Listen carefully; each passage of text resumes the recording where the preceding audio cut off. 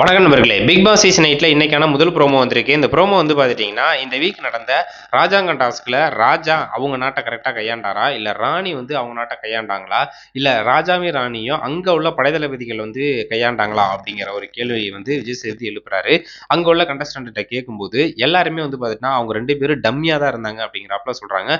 அது ஆல்மோஸ்ட் பார்க்கும்போது தெரிஞ்சுது. ஏன்னா வந்து ராஜாவா பொறுப்பேத்த ராணவ அவர்கள் பெருசா எதுவுமே பண்ணல.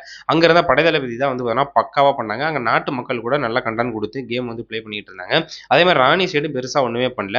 அழுகிறத தவிர வேற எதுவுமே பெருசா பண்ணல. பனிஷ்மெண்ட் ஏதோ அந்த ஜெபரிக்கு ஒன்று கொடுத்தாங்க அவ்வளவுதான். வேற எதுவுமே வந்து ராணிக்கான ஒரு அதிகாரத்துல வந்து அவங்க இல்லை அப்படின்னு தான் சொல்லணும். படைத்தளபதியா இருந்த மஞ்சரி அவர்கள் அவங்களுக்கு அவங்க ரோலை வந்து அந்த ராணி செய்ய வேண்டிய எல்லா வேலையும் வந்து அவங்க செஞ்சாங்க. அதே மாதிரி இங்கிட்டு இருந்த தீபக் அவர்கள் பட்டையை கிளப்பினாரு.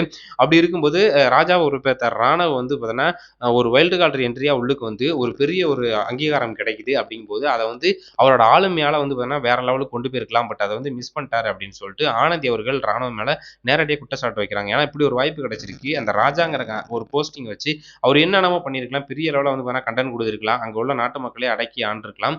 ஸோ அது மூலியமா பெரிய அளவில் வந்து பார்த்தீங்கன்னா ஒரு ஒரு பேரும் புகழும் வாங்கியிருக்கலாம். ஆனா ராஜாவா இருக்கிறதுக்கான ஒரு தகுதியான ஒரு பேரும் புகழும் வாங்கியிருக்கலாம். பட் அதை வந்து மிஸ் பண்ணிட்டாரு அப்படின்னாங்க. ராணி வந்து ஷாஜனா கொடுத்ததுமே எல்லாருமே முடிவு பண்ணிட்டாங்க.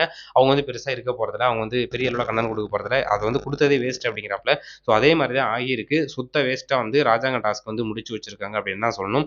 முத்து வந்து சொல்லும்போது பசை போட்டு ஒட்டினாப்புல வந்து பார்த்தீங்கன்னா அந்த சிம்மாசனத்துல வந்து உட்காந்துக்கிட்டு அங்கிருந்து கீழே இறங்கி வரல.